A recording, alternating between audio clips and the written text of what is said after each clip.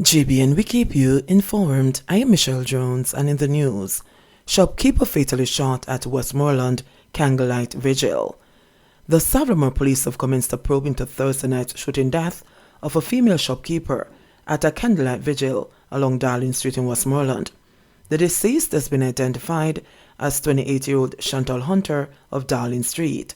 About 9:45 p.m., Hunter was reportedly among patrons at the vigil when they were ambushed by men armed with guns. The gunmen opened fire, hitting Hunter in the face before escaping on foot.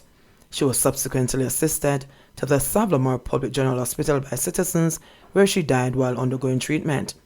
The latest statistics released on October 1 by the Jamaica Constabulary Force revealed that since the start of the year, Westmoreland has recorded 118 murders. That is 33 more murders than the corresponding period last year. Man stabbed to death, allegedly over $400. A suspect has been taken into police custody after a man was stabbed to death during a dispute in the community of Three Chains on the outskirts of Mandeville on Thursday night. A reliable police source said that the dispute was over $400 owed by the victim. The deceased has been identified as 39-year-old Kevin Neal, otherwise called Catfish, a resident and landscaper of Three Chains. Police report that about 8:30 p.m., Neal was at a shop in Three Chains when a man confronted him. An argument developed between the men, allegedly over the money owed. Police said the aggressor used a ratchet knife to stab Neal, who was pronounced dead at hospital. The suspect was arrested following the incident. Statistics and the Manchester Police show that up to October 8, the South Central Parish recorded 46 murders since the start of the year, when compared to 21 for the corresponding period last year. Machine operator killed in Westmoreland crash. A machine operator is dead following his involvement in a motorcycle crash along the Keto Main Road in Westmoreland on Thursday afternoon. He has been identified as 56-year-old Winston Black of Springfield District, also in Westmoreland.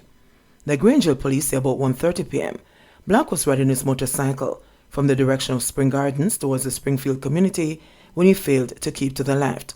He lost control of the motorcycle and was thrown from the bike onto the roadway, sustaining head and body injuries.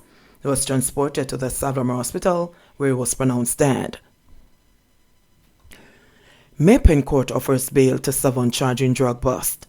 7 people charged in connection with a massive drug bust were all offered bail in the Maypen Parish Court in Clarendon. Gary Rogers, 43, a taxi operator from Roundale, Mountainside District in St. Elizabeth, and his 6 co-accused were ordered to return to court on November 21, 2022. The co-accused are George Richards, 38, a fish vendor from Manchester, Portland; Emmett Sons, 32, a taxi driver from Scotts Run, Portland; Marvin Watson, 42, a National Water Commission technician from Scotts Run; Barrington Gale, 45, a fisherman from Sandshore, Manchester; Sidney Stevens, 42, a fisherman from Old Harbour Bay, St. Catherine; and Carol Kelson, 54, a farmer from Rowlandsfield in St. Thomas. Rogers is charged with possession, dealing, trafficking, and taking steps preparatory to exporting ganja. His co-accused are charged with conspiracy, dealing in and trafficking ganja. Allegations before the court are that about 5:30 p.m. on September 21, 2022, police officers assigned to the Clarendon Division intercepted a 3-vehicle convoy at Clarendon Park in the parish. During a search, compressed ganja weighing more than 1,200 pounds was found in all 3 vehicles traveling in the convoy. Narcotics investigators were summoned to the scene, and on arrival, all 3 cars were seized, and the occupants arrested on reasonable suspicion of breaches of the Dangerous Drugs Act. Following further investigations, the 7 were charged. Guyana's opposition leader labels Spice and Skillibeng worst of dancehall music. Guyana's opposition leader Aubrey Norton is pointing the finger at Jamaican entertainers Spice and Skillibeng, labeling them as the worst of dancehall music. He has accused the Irfan Ali-led government of feeding young people a diet of lawlessness by providing a platform for the artists. Norton's comments follow the recent government-sponsored event Guyana Cricket Carnival, which featured performances by Spice, Skillibeng and Barris Hammond, and with Caribbean stars Ravi B., Machel Montano and Patrice Roberts. He added that Beenie Man and Buju Banton would have been better options. Norton doubled down on his statement, insisting that his party will continue to oppose the promotion of entertainment and entertainers who encourage disrespect of women, lawlessness, and violence. His comments come as debate continues on a ban by Jamaica's Broadcasting Commission on music that glorifies illegal activities. Principal condemns assault of Ascot High student. Ascot High Principal Chanel Talbert said he has been left disappointed after one of his students was physically assaulted by a parent in the vicinity of the Portmore St. Catherine Bay School on Wednesday. According to Talbert, the incident took place after dismissal.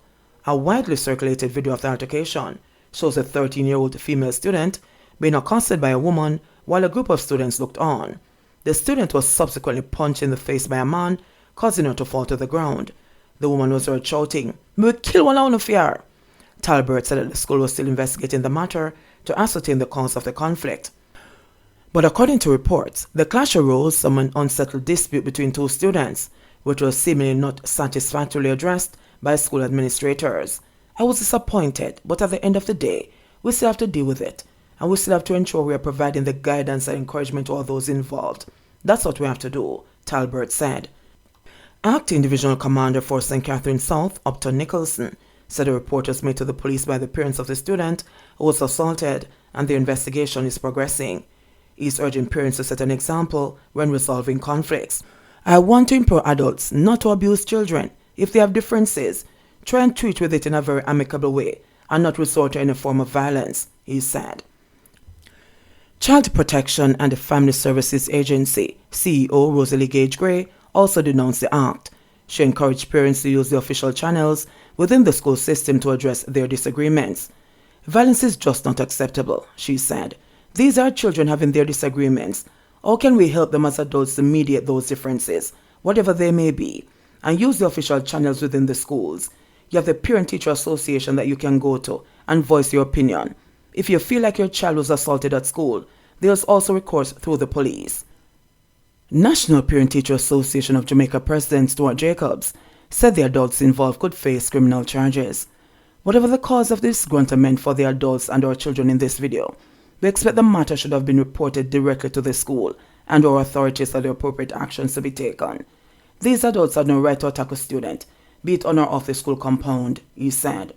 Stuart also expressed concern about the increase in acts of violence in schools recently, calling for better conflict resolution skills. "We must desist from using violence to solve problems, and we should learn dispute resolution skills. As adults, we're required to set the proper example for our children to model," he said. The association is reminding all parents to support and promote discipline among our children as well as ourselves so that our country may begin to heal and function normally. Oberlin High student suspended for slap captured on video. A student at Oberlin High School in Lawrence Tavern, St. Andrew, has been suspended and sent to counseling for slapping another student at the school last week Tuesday, the Ministry of Education has revealed. The incident was captured on video, which has been circulating on social media. The ministry said in a media release on Friday that the dispute reportedly started while the students were playing a game using rubber bands and balls made of crumpled paper. It's understood that one student slapped another in the face for tearing a page from his book without permission. The ministry said one student identified as the aggressor has been suspended for 7 days and referred for counseling, which will continue upon return to school. He will also be placed on a strict conduct management program and will be monitored by a senior teacher throughout the school day for 3 weeks. He is also required to issue a written public apology to the student who was slapped and to the school population, the ministry added. The child who was slapped will also enter a counseling program to deal with the trauma from the situation. Efforts will be made to provide counseling to the parents who are understandably angry about the situation.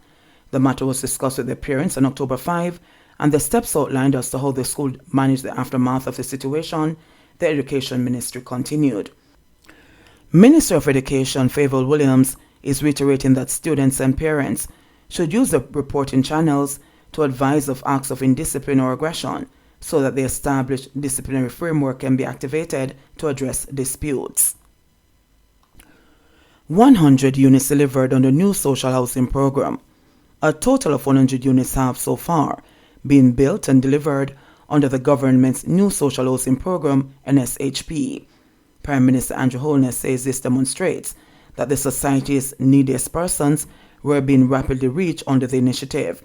The NSHP, which was conceptualized by the Prime Minister and implemented in 2018, targets the relocation of vulnerable communities, giving priority to persons in imminent danger and upgrading tenement yards, one in each of the 63 constituencies.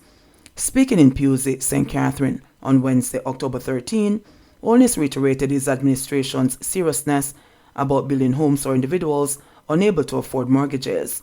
Holness stated that houses can be accessed at affordable cost through the Housing Agency of Jamaica, HAJ, and the National Housing Trust, NHT.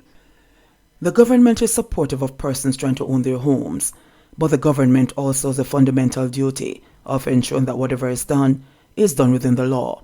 The rule of law is very important, and an important part is securing property rights, Holness said. He maintained that persons should be discouraged from occupying lands they don't own, pointing out that where this is allowed to happen, you would only have chaos in the society. So there's a need for well-structured policy on land settlement and making land available, the Prime Minister added. Holness said the government has approached the housing and land issue in a strategic way. He also emphasized that the private sector must play an integral role in providing homes, noting that many stakeholders are doing so expeditiously. This, Holness added, while the HAJ and the NHT continue to cater to a large segment of the population who can't benefit from houses built by private developers, the NSHP operates under the Housing, Opportunity, Production and Employment Program HOPE through the Ministry of Economic Growth and Job Creation. JBN, we keep you informed. Please remember to subscribe, like, share, leave us a comment, and click the notification bell to receive our daily news items.